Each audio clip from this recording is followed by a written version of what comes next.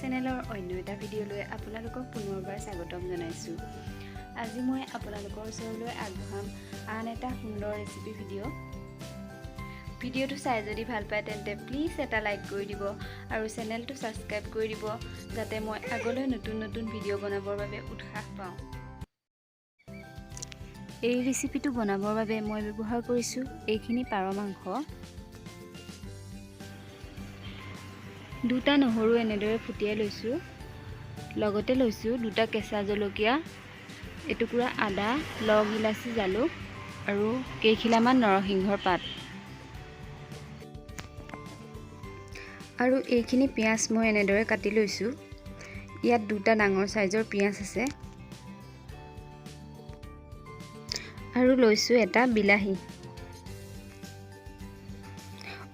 আৰু আলু আছিলে দেই। এতিয়া মই মাংসখিনিত প্ৰয়োজন অনুসৰি নিমখ আৰু হালধি আৰু লগতে পিচি লোৱা লং, ইলাচি আৰু জালুকৰ পেষ্টটো দিম। এই পেষ্টটো মই একেবাৰে মিহিকৈ খুন্দি লোৱা নাই, আচলতে মই এনেদৰে দিলে বেছি ভাল পাওঁ।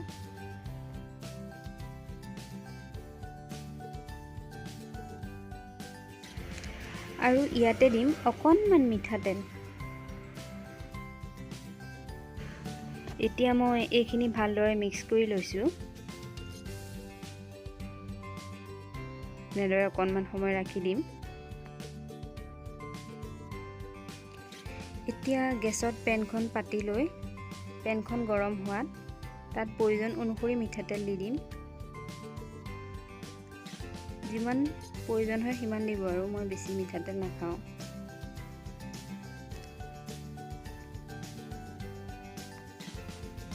তেলখিনি গৰম হোৱাত তাতে দি দিছোঁ দুটা শুকান জলকীয়া।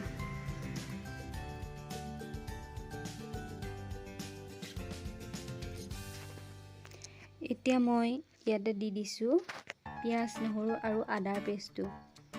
এইখিনি পিঁয়াজ নহৰুখিনি মই পেষ্ট বনাই ল'লোঁ, তেতিয়া বেছি ভাল হয়। এতিয়া ভালদৰে গোল্ডেন ব্ৰাউন হোৱালৈকে ভাজি থাকিম।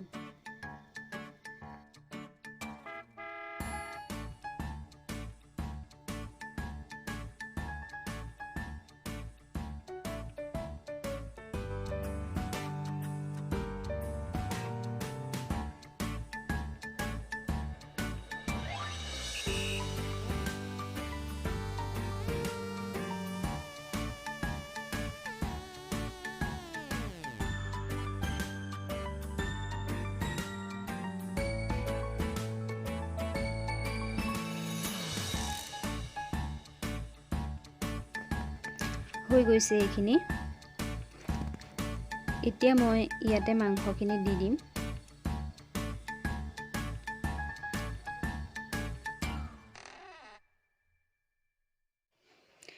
এতিয়া এইখিনি ভালদৰে মিক্স কৰি লৈ অলপ সময়ৰ বাবে ঢাকোনখন লগাই দিম।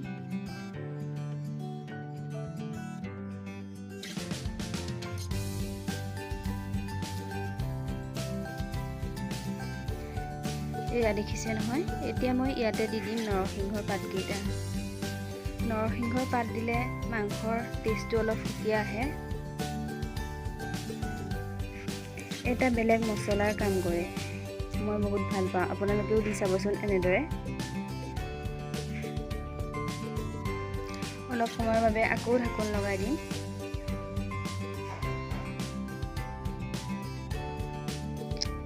এতিয়া মই ইয়াতে দি দিম কাটি লোৱা আলু কেইপিচ।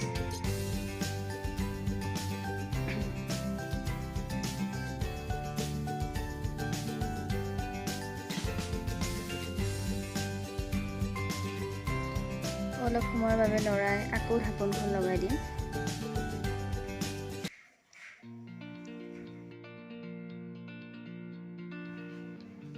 দেখিছেনে কিমান ধুনীয়া এটা কালাৰ আহিছে। আলুখিনি প্ৰায় সিজি গৈছে, মাংসখিনিও প্ৰায় হৈয়ে গৈছে। ইয়াত মই বিলাহীখিনি এড কৰি দিছিলোঁ, এইখিনি দেখাবৰ বাবে থাকি গ'ল। ইয়াত চাওক কিমান ধুনীয়া লাগিছে কালাৰটো। এতিয়া মই ইয়াতে প্ৰয়োজন অনুসৰি পানী দি দিছোঁ। পানী আপোনালোকে যিমান প্ৰয়োজন হয় সিমানেই দিব।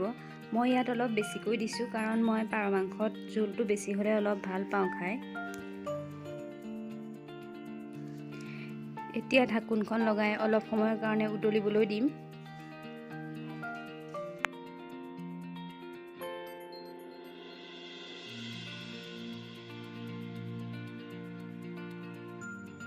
এয়া চাওক মাংসখিনি কেনেদৰে উতলিবলৈ ধৰিছে।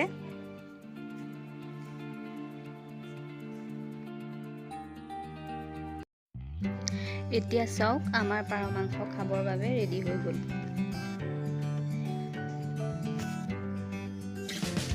ভিডিঅ'টো চাই যদি ভাল পালে তেন্তে প্লিজ এটা লাইক কৰি দিব আৰু কমেণ্ট বক্সত জনাব যে মোৰ আজিৰ এই ৰেচিপিটো চাই আপোনালোকৰ কেনে লাগিল।